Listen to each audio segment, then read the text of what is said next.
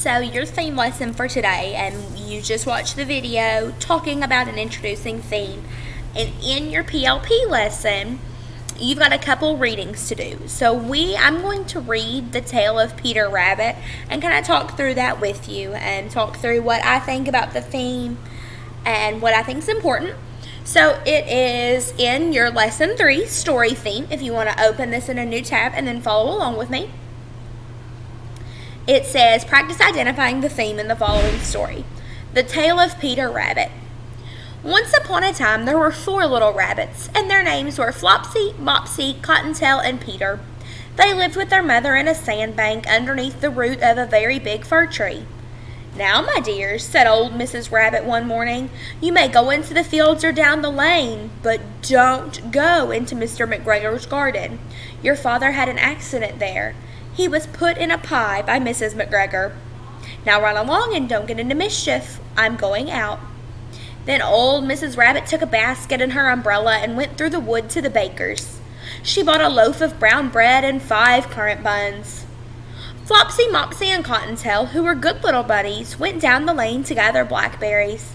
But Peter, who was very naughty, ran straight away to Mr. McGregor's garden and squeezed under the gate. First he ate some lettuces and some French beans, and then he ate some radishes, and then, feeling rather sick, he went to look for some parsley. But round the end of a cucumber frame, whom should he meet but Mr. McGregor? Mr. McGregor was on his hands and knees planting out young cabbages, but he jumped up and ran after Peter, waving a rake and calling out, "Stop, thief!" Peter was dreadfully frightened. He rushed all over the garden, for he had forgotten the way back to the gate. He lost one of his shoes among the cabbages and the other shoe amongst the potatoes. After losing them, he ran on 4 legs and went faster, so that I think he might have got away altogether if he had not unfortunately run into a gooseberry net and got caught by the large buttons on his jacket. It was a blue jacket with brass buttons, quite new. Peter gave himself up for lost and shed big tears, but his sobs were overheard by some friendly sparrows who flew to him in great excitement and implored him to exert himself. Mr. McGregor came up with a sieve which he intended to pop upon the top of Peter, but Peter wriggled out just in time, leaving his jacket behind him, and rushed into the tool shed and jumped into a can.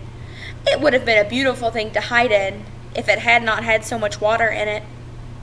Mr. McGregor was quite sure that Peter was somewhere in the tool shed, perhaps hidden underneath a flower pot. He began to turn them over carefully, looking under each. Presently, Peter sneezed. "Kerchoo!" Mr. McGregor was after him in no time, and he tried to put his foot upon Peter, who jumped out of a window, upsetting 3 plants. The window was too small for Mr. McGregor, and he was tired of running after Peter. He went back to his work. Peter sat down to rest. He was out of breath and trembling with fright, and he had not the least idea which way to go. Also, he was very damp with sitting in that can. After a time, he began to wander about, going lippity-lippity, not very fast, and looking all around. He found a door in a wall, but it was locked, and there was no room for a fat little rabbit to squeeze underneath. An old mouse was running in and out over the stone doorstep, carrying peas and beans to her family in the wood. Peter asked her the way to the gate, but she had such a large pea in her mouth that she could not answer. She only shook her head at Peter. Peter began to cry. Then he tried to find his way straight across the garden, but he became more and more puzzled. Presently he came to a pond where Mr. McGregor filled his water cans. A white cat was staring at some goldfish. She sat very, very still, but now and then the tip of her tail twitched as if it were alive. Peter thought it best to go away without speaking to her. He heard about cats from his cousin, little Benjamin Bunny. He went back towards the tool shed, but suddenly, quite close to him, he heard the noise of a hoe. Scratch, scratch, scritch, scratch. Peter scuttered underneath the bushes, but presently, as nothing happened, he came out and climbed upon a wheelbarrow and peeped over. The first thing he saw was Mr. McGregor hoeing onions. His back was turned towards Peter, and beyond him was the gate. Peter got down quietly off the wheelbarrow and started running as fast as he could go along a straight walk behind some blackcurrant bushes. Mr. McGregor caught sight of him at the corner, but Peter did not care. He slipped underneath the gate and was safe at last in the wood outside the garden. Mr. McGregor hung up the little jacket and the shoes for a scarecrow to frighten the blackbirds. Peter never stopped running or looked behind him till he got home to the big fir tree. He was so tired that he flopped down upon the nice soft sand on the floor of the rabbit hole and shut his eyes. His mother was very busy. She wondered what he'd done with his clothes.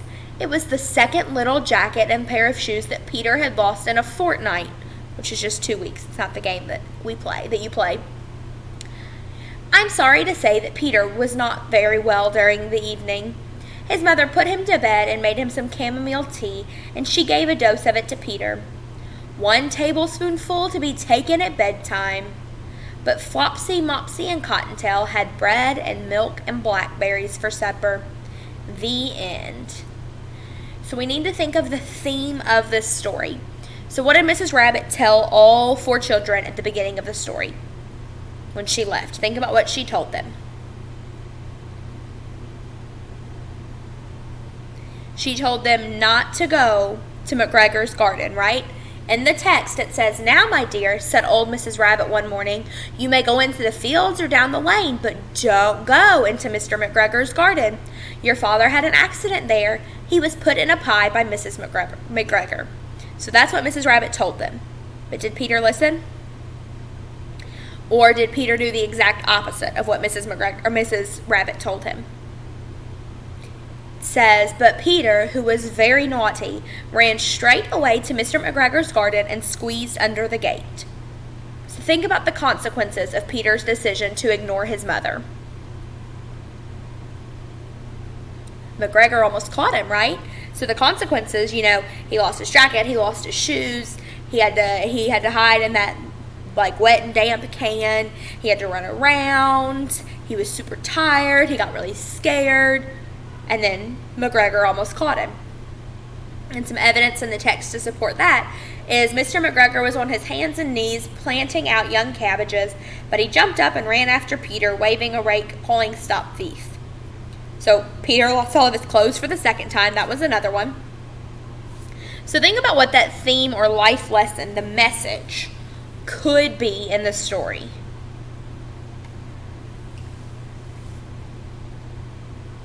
Remember, theme, you shouldn't use Peter's name.